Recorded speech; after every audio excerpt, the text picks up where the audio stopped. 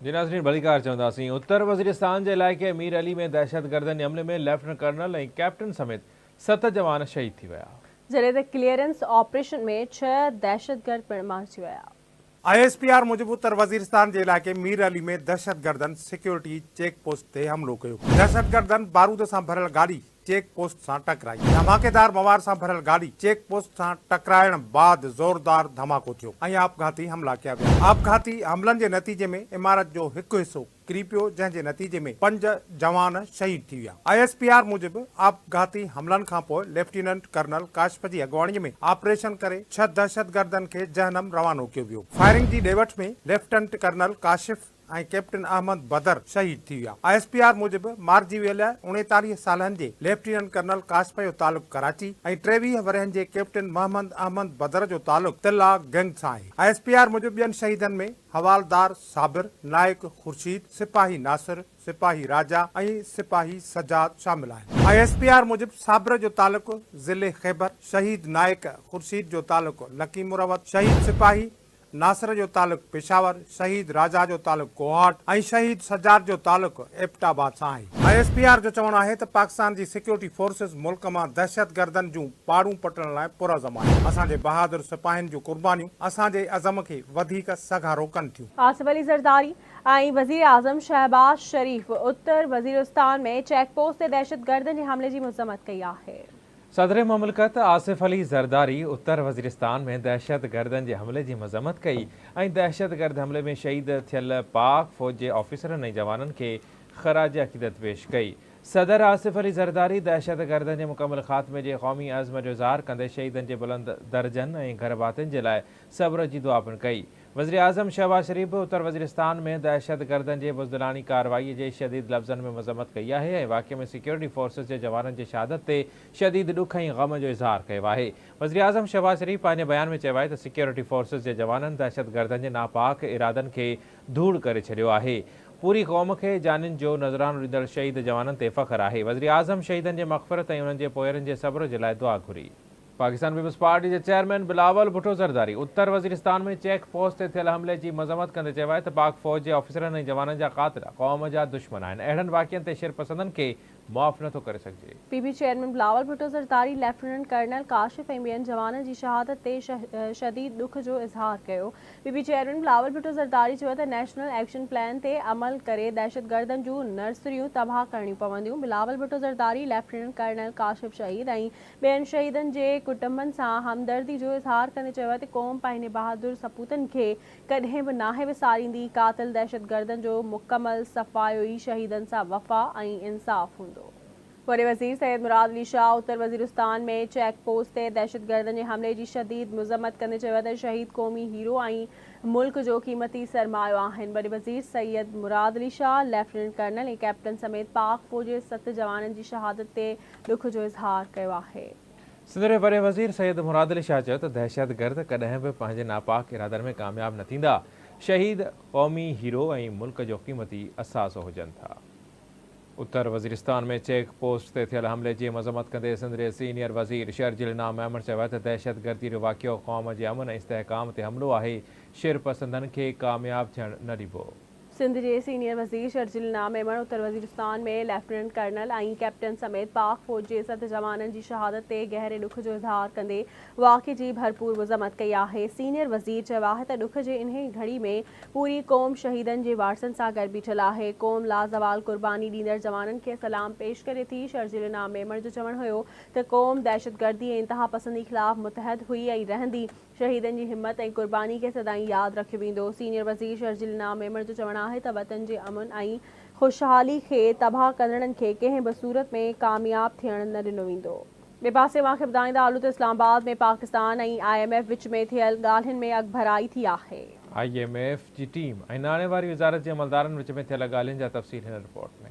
ज़रियनि मुजिब हुकूमत IMF के बिजली के टेरिफ में इज़ाफ़े की ख़ातिरी कराए छॾी आहे, जंहिंसां बिजली के अघ में 1 जुलाई का वधीक वाध जो इम्कान आहे। नाणे वारी वज़ारत के ज़रियनि मुजिब त कास्ट रिकवरी लाइ माहवार 3 माही ऐं सालियानी एडजस्टमेंट कई वेंदी। टैक्स रेवेन्यू वधाइण लाइ मईशत खे दस्तावेज़ी सिकियल ॾियण जी बि यकीन दहानी कराई वई आहे। ज़रियनि मूजिबि IMF BISP तहत फ़ाइदो हासिल कंदड़नि जे तहफ़ुज़ खे यकीनी बणाइण ते ज़ोर ॾिनो आहे ऐं हुकूमत जून ताईं BISP मां फ़ाइदो वठंदड़नि जो अंग वधाइण जो यकीन ॾियारियो आहे। ज़रियनि जो चवणु आहे त इजलास में मुआशी इस्तेहकाम जे तसलसल लाइ ज़रूरी सुधारा जारी रखण ते ज़ोर ॾिनो वियो ऐं IMF खां सख्त monetary policy, market based exchange rate policy बरक़रार रखण जो मुतालबो कयो वियो आहे। ज़रियनि मूजिबि ॻाल्हियुनि जे कामयाबीअ ते $1.1 बिलियन जी क़िस्त जारी करण जी सिफ़ारिश कई वेंदी, जंहिं जी मंज़ूरी IMF जो एग्ज़ेक्टिव बोर्ड ॾींदो। ज़रियनि जो चवणु आहे त हिन भेरे IMF सां ॻाल्हियूं सवलियूं हुयूं, पर IMF सां ॻाल्हियूं अॼु तय न थियूं आहिनि।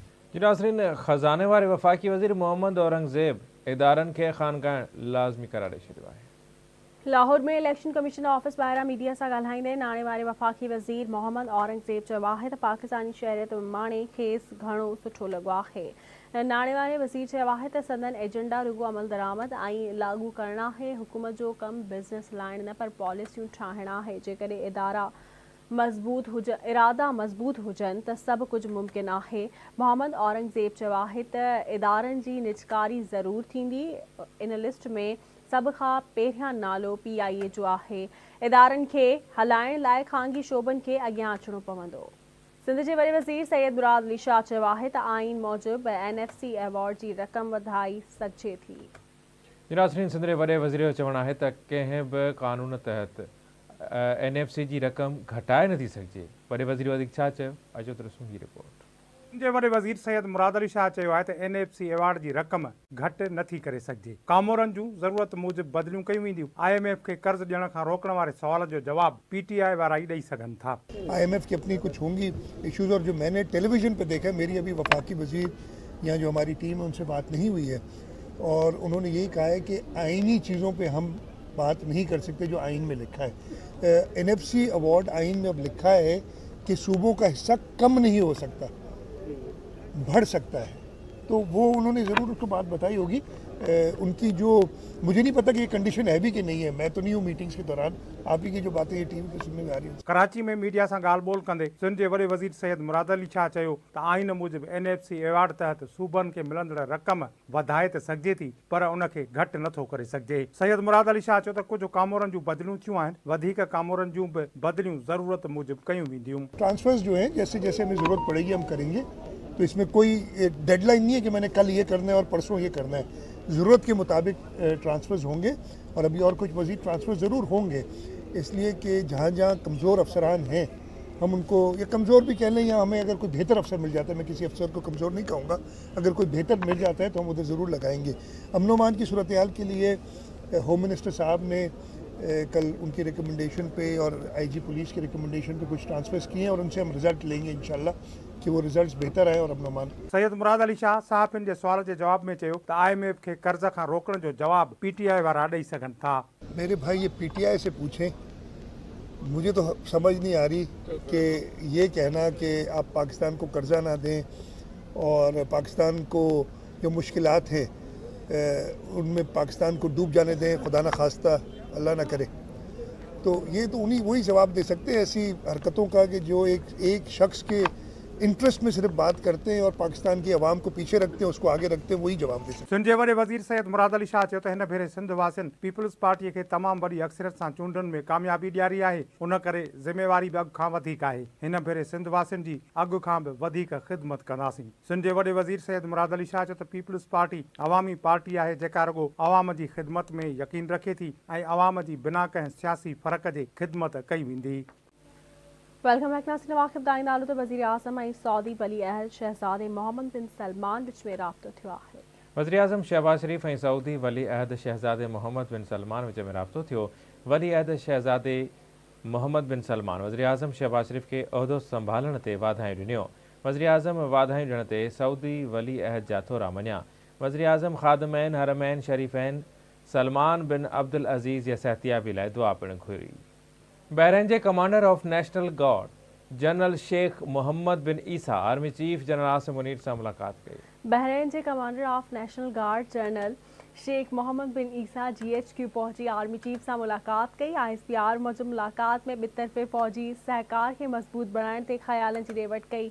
मुलाकात में इलाकाई सलामती दहशतगर्दी के खात्मे की कोशिशुनि गडियल दिलचस्पी के मामलन ते ॻाल्हियूं कई वयूं। मुलाकात में army chief general Asim Munir Bahrain से फौजी लाॻापा वधाइण लाइ पाकिस्तान जो अज़्म वरजायो। Army chief general Asim Munir गडियल सिक्योरिटी के चैलेंजिस के मुंहुं ॾियण ते ज़ोर भरियो। आर्मी चीफ खिते के अमन और इस्तेकाम के हथी वठाइण में सहकार की अहमियत ते बि ज़ोर भरियो। ISPR मौजूद बहरीन के कमांडर पारां दहशतगर्दी इंतहा पसंद की जंग खिलाफ़ पाकिस्तान की कोशिशुनि की वाखाण कई वई। NA 207 ते PP उम्मीदवार आसिफा भुट्टो ज़रदारी ऐं सूबाई वज़ीर डॉक्टर अज़रा फज़ल पेचूहो जो नवाबशाह पहुंचण ते शानदार इस्तक़बाल कयो पियो। आसिफा भुट्टो ज़रदारी ऐं सूबाई वज़ीर डॉक्टर अज़रा फज़ल पेचूहो जे नए नाके चौक वटि पहुचण ते कारकुननि पारां गुलनि जी वर्खा करे जीए भुट्टो जा नारा हया विया। जीए भुट्टो जा नारा हया विया। ज़िले सदर अली अकबर जमाली, सलाम खान ज़रदारी, शेरबाज खान मीर सोहराब खान मरी, हाजी सईद खान मरी, गुलाम शाह लगारी, नूर नवाज ज़रदारी, राशिद चांडियो, खान बहादुर भट्टी, हाजी इब्रार गोरचाणी, शकील कुरैशी, मीर गुलाम मुस्तफ़ा डाहरी, नवीद लतीफ़ अब्बासी, अख्तर रिंद, असद ज़रदारी, अब्दुल नबी जमाली, अब्दुल रसूल बिरोही, काजी मोहम्मद रशीद भट्टी, सैयद आतिफ़ ज़ैदी, चौधरी मुनव्वर आराई ऐं कारकुननि जे वॾे अंग में शानदार इस्तक़बाल कयो वियो। आसिफा भुट्टो ज़रदारी ऐं सूबाई वज़ीर सिहत डॉक्टर अज़रा फज़ल पेचूहो के जलसे की सूरत में ज़रदारी हाउस आंदो वियो। आसिफा भुट्टो ज़रदारी ऐं डॉक्टर अज़रा फज़ल पेचूहो ख़िताब कंदे चयो त पार्टी कारकुन आसिफा भुट्टो ज़रदारी के अहिड़ी तरह कामयाब कनि जीअं आसिफ अली ज़रदारी न तकतां लीड सां कामयाब थींदो आहे। पीपल्स पार्टी अॻवान ऐं मकानी इदारनि वारे सूबाई वज़ीर सईद गनी चयो आहे त समूरियुनि जमायतुनि जो हक़ आहे त सेनेट चूंडुनि में उहे नामज़दगी कागज़ जमा कराइनि, पर पीपल्स पार्टी 11 सीटूं खटे वेंदी। पीपल्स पार्टी अॻवान ऐं सूबाई वज़ीर सईद गनी कराची में मीडिया सां ॻाल्हाईंदे चयो आहे त 2 अप्रैल ते फ़ैसिलो थी वेंदो त कंहिं जो उम्मीदवार खटींदो। संदसि चवणु हुयो त 4 बैलेट पेपर्स मिलंदा। कोशिश कंदासीं त ग़लती न थिए। जेको सेनेट में थियो उन में असांजी हिकु साथी खां ग़लती थी हुई, जॾहिं त चूंडुनि जे तरीक़ेकार ते गौर करण जी ज़रूरत आहे। मकानी खाते वारे वज़ीर सईद गनी चयो त वफ़ाक़ी ऐं सूबाई हुकूमत समूरा वसीला लॻाए छॾे तॾहिं बि कराची जा मसइला हल न थींदा। पब्लिक प्राइवेट पार्टनरशिप तहत कमु करण जी कोशिश कई पई वञे। सईद गनी वधीक चयो त आसिफ अली ज़रदारी सां घणा माण्हू मिलंदा आहिनि, इन जो मतिलबु इहो न आहे त उहे पार्टी में आहिनि। मुलाक़ात करण सां इहो तासुर न मिलणु घुरिजे त फैसल बावड़ा PP में आहे। संदसि चवणु हुयो त सियासत में ॻाल्हि ॿोल थींदी आहे ऐं थियण बि घुरिजे, जॾहिं त फ़िलहाल MQM सां का बि ॻाल्हि न थी आहे। सईद गनी वधीक चयो त मुमकिन आहे त इलेक्शन खां अॻु का ॻाल्हि ॿोल थी वञे। का बि हुकूमत न चाहींदी आहे त इदारनि में करप्शन हुजे। हिन चयो त दुनिया जे वॾनि शहरनि में कराची बि शामिल आहे। समूरियूं घिटियूं ऐं रोड ठीकु करणु मुमकिन न आहे, जॾहिं त असां गुज़िरियल दौरनि में कराची में तमामु घणो कमु कयो आहे। सईद गनी जो चवणु हुयो त अञा बि कराची में इंफ्रास्ट्रक्चर जी बहितरी जी ज़रूरत आहे, जंहिं लाइ कोशिशूं कयूं पियूं वञनि। सरदारी इलेक्शन का मुझे नहीं पता कि वहाँ क्या हुई थी, लेकिन ये जो है मेरे इल्म में तो इसने आपको शेयर कर दिया। लेकिन देखिए इसमें ना प्रॉब्लम क्या है, मैं आपको बुनियादी बताऊँ क्या है। कहीं पर वो स्टैम्प की बात होती है, कहीं पर वो कहते हैं ये क्रॉस लगाना है, कहीं पर वो कहते हैं नंबर लगाना है। तो मेरा ख्याल है कि थोड़ा सा ये जो इंतखाबात में तरीक़ेकार है इसको भी हमें गौर करने की ज़रूरत है। अगर स्पीकर के इलेक्शन में स्टैम्प लगता है तो सदर के इलेक्शन में क्यों स्टैम्प नहीं लग सकता, या अगर सदर के इलेक्शन में क्रॉस होता है तो स्पीकर के इलेक्शन में क्यों क्रॉस नहीं हो सकता है। तो ये थोड़ा सा शायद हम खुद बैठ के अगर चीज़ों को ठीक कर लें तो इसको चीज़ों को और आसान बनाया जा सकता है। अलबत्ता सेनेट में ये प्रॉब्लम रहेगा, और चूँकि ये इलेक्शन जो अब हो रहा है 12 सीटों का, उसके अंदर ये बड़ा कॉम्प्लिकेटेड होगा। इसमें 4 बैलेट पेपर मिलेंगे एक MPA को, और उन 4 बैलेट पेपर्स पर उसको मुख्तलिफ नंबरिंग्स करनी है। तो थोड़ा सा मुश्किल होता है। इसमें इम्कान ज़रूर होगा कि वो एक आध नंबर आगे पीछे हो जाए, लेकिन हम कोशिश करेंगे कि अपने तमाम दोस्तों को आसानी से ये समझा सकें कि उन्होंने किस तरह से वोट। इंतखाबात में भी और वैसे भी सियासत में बातचीत होती है और होनी चाहिए। आप मुझसे आज सवाल कर रहे हैं तो आज की जो मेरी मालूमात हैं फ़िलहाल कोई बात नहीं हुई है, लेकिन इलेक्शन से पहले मुमकिन है कोई बात उसमें हो जाए, और इस पर मेरा कुछ कहना कबल वक्त होगा। देखिए अभी तो उन्होंने ये शराइत रखी थी PMLN के सामने, मुआहिदा उन्होंने किया है PMLN के साथ। PMLN का एक भी मेंबर असम्बली में नहीं है, तो अब वो बुनियादी तौर पर, उसूली तौर पर, अखलाकी तौर पर ये पाबंदी तो मुस्लिम लीग नून की है कि जो उन्होंने कमिटमेंट की उसको पूरा कराने की वो कोशिश करें। हम तो जब हमसे वो बात करेंगे, चीज़ लेकर आएंगे सामने, तो हम देखेंगे वो क्या है। देखें यहाँ बसेस तो चल रही हैं, 2 मंसूबे आपके इल्म में हैं जिसका भी मैंने तस्करा किया, येलो लाइन का और रेड लाइन का, वो भी हुए। लेकिन मेरा ज़ाती हमेशा से ख्याल रहा है कि आप लोगों को अच्छी बसेस दें सफ़र के लिए, जिस तरह हमने की हैं। लेकिन अगर आपके सूबे में, आपके शहर में लोगों को इलाज की बेहतर सहूलतें आप दे देते हैं ना, तो मेरा ख्याल है वो मेट्रो से ज़्यादा बेहतर होती है। और हमने वो काम पूरे सूबे में किया है और पूरी दुनिया इसको तस्लीम करती है। तो आप प्रायोरिटी की बात कर सकते हैं, कहीं पर किसी की प्रायोरिटी थी कि ऑरेंज लाइन चला लें, कुछ और चीज़ें चला लें। हमारी प्रायोरिटी ये थी कि हम हॉस्पिटल अच्छे कर लें ताकि हर गरीब का इलाज बेहतर हो सके।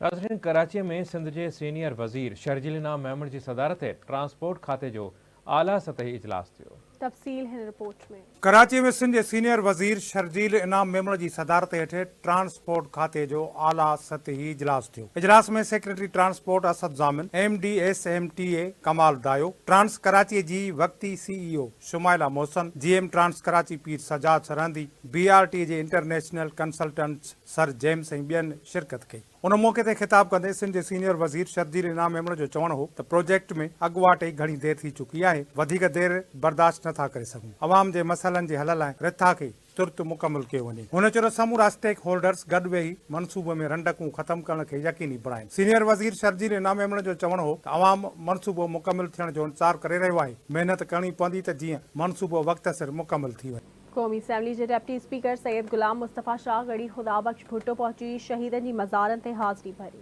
कौमी असैम्बली जो डिप्टी स्पीकर सैयद गुलाम मुस्तफ़ा शाह महरापुर का काफ़िले की सूरत में गढ़ी खुदा बख्श भुट्टो पहुतो। गुलाम मुस्तफ़ा शाह शहीद जुल्फ़कार अली भुट्टो, शहीद मोहतरमा बेनज़ीर भुट्टो, बेगम नुसरत भुट्टो ऐं ॿियनि शहीदनि जे मज़ारनि ते हाज़री भरे गुल रखी फ़ातिहा ख़्वानी कई। उन मौके ते कौमी असैम्बली जे डिप्टी स्पीकर मुल्क जे तरक्की ऐं ख़ुशहाली जे लाइ दुआऊं बि घुरियूं।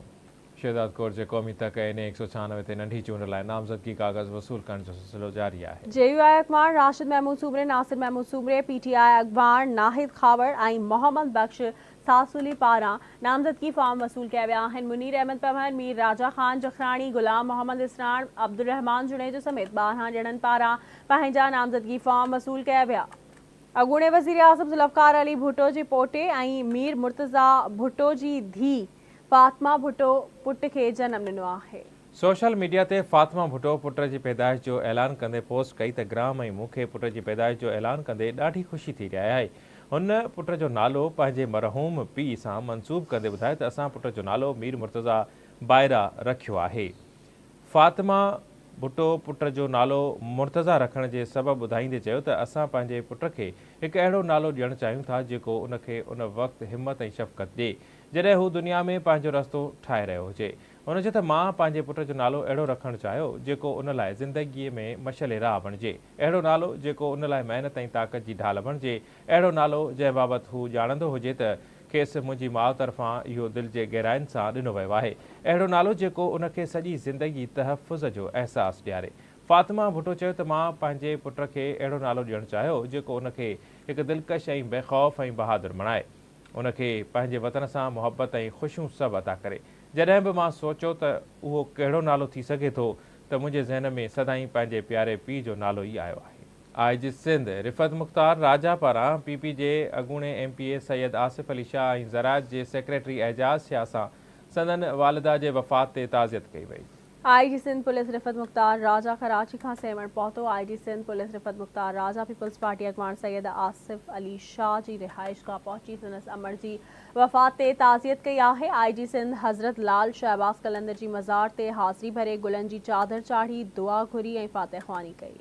ख़बर शामिल कंदासीं कंदकोट मां बंगवार गैंग जो सरबराह जुमू बंगवार साथी समेत पुलिस मुक़ाबले में मारिजी वियो। SSP कश्मीर कंदकोट बशीर अहमद ब्रोही चयो आहे त जुमो भंगवार साथी समेत पुलिस मुक़ाबले में मारिजी वियो आहे। हुन चयो त जुमो भंगवार 5 पुलिस एहलकारनि जे क़त्ल समेत 13 केसनि में घुर्बल हो। SSP बशीर अहमद ब्रोही वधीक ॿुधायो त ज़िले मां जल्द धाड़ेलनि जो ख़ात्मो आंदो वेंदो। गबलो जे कचे वारे इलाइक़े में धाड़ेलनि ख़िलाफ़ ऑपरेशन जारी आहे। शाह अब्दुल लतीफ़ यूनिवर्सिटी जे वाइस चांसलर वीडियो स्कैंडल जी जांच मुकमिल थियण खां अॻु ई पाण खे क्लीन चिट ॾेई कमु शुरू करे छॾियो। शाह लतीफ़ यूनिवर्सिटी खैरपुर जे VC डॉक्टर ख़लील अहमद अबू पोटो जी जिनसी स्कैंडल वारी वीडियो अचण बाद खेसि मोकल ते रवानो करे जांच कराई वई। डॉक्टर खलील अहमद अबू पोटो मामले की जांच मुकम्मल थियण खां अॻु मोकल ख़त्म करे कम शुरू करे ॾिनो। ज़रियनि जो चवण त शाह लतीफ़ यूनिवर्सिटी के वाइस चांसलर ख़िलाफ़ जांच मुकम्मल न थी आहे। हुन आवाज़ टीवी सां ॻाल्हाईंदे डॉक्टर खलील अहमद अबू पोटो जो चवण हुयो त स्कैंडल की जांच हलंदड़ आहे। मोकल ख़त्म थियण ते कम शुरू कयो आहे। ॿिए पासे मूंखे ॿुधाईंदा हलूं त मटियारी वासी शाइर ज़मान ख़ासकेली केतिरनि ई ॾींहंनि खां बुकियुनि ऐं जेरे जी बीमारी सबबि बिस्तरे भेड़ो थियल आहे।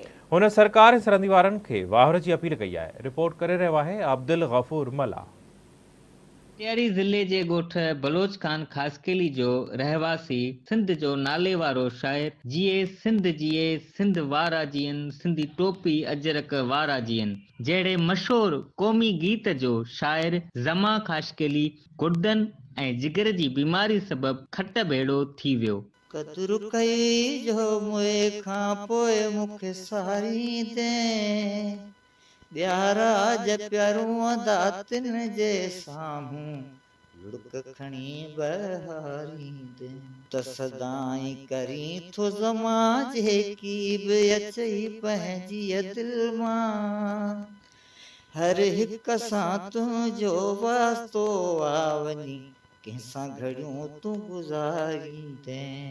गुज़िरियल कुछ महीननि खां बेयारो मददगार पयल अवामी शाइर ज़मा ख़ासकेली जे कंहिं बि वाहिर न कई। ज़िंदगी ऐं मौत जे ॿ वाटे ते बीठल ज़मा ख़ासकेली आवाज़ न्यूज़ सां ख़ुसूसी ॻाल्हि ॿोल कंदे चयो त शाइरी जी शुरूआत मूं कई 1990 खां, जंहिंमें तक़रीबन 2024 हले पियो। 34 साल शाइरी खे थिया आहिनि मुंहिंजे। ऐं सिंध जा जेके बि फनकार आहिनि उन्हनि त तक़रीबन मुंहिंजी शाइरी ॻाई आहे, कंहिंखां लिखल न आहे। पूरी सिंध में छा हींअर त ॿाहिरि मुल्क पूरी दुनिया सुञाणे थी त ज़मा ख़ासकेली शाइर आहे। ऐं मुंहिंजो मशहूरु कलाम सभ खां सभु जेको हलियो फौज़िया में हलिया, जिए सिंध वारा जियन अहमद में हलियो हो, या सरमन सिंधीअ में चेट में चई वियो ईंदुसि मां कतीब गुज़री। पर अहिड़ा हज़ारे गीत मुंहिंजा हलिया आहिनि जेके 8000 खां मथे आहिनि त लाज़मी फनकारनि ई ॻाया हुआ। हींअर जेका घणी तकलीफ़ मूंखे थी आहे इहा ॿियो चकर थी आहे, पर अॻु में मूं पंहिंजे सिर पाण इलाजु करायो हो ऐं हींअर फ़िलहालु त पंहिंजे सिर इलाजु करायूं पिया।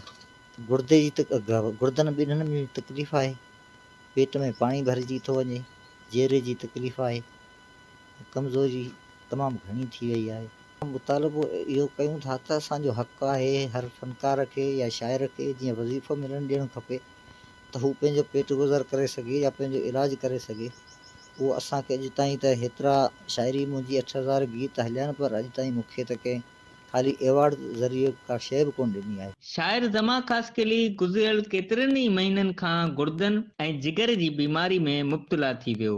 लखनि रुपयनि जे मेडिकल टेस्टूं ऐं ॿियो ज़रूरी इलाज पंहिंजे ज़ाती खीसे मां कराइण ते मजबूर आहे। नाले वारे अवामी शाइर ज़मा ख़ासकेली जो इलाज सरकारी सतह ते कराइण जो मुतालबो कयो वियो आहे। अब्दुल गफूर मल्हा, आवाज़ न्यूज़, ज़िले रिपोर्टर, मटियारी।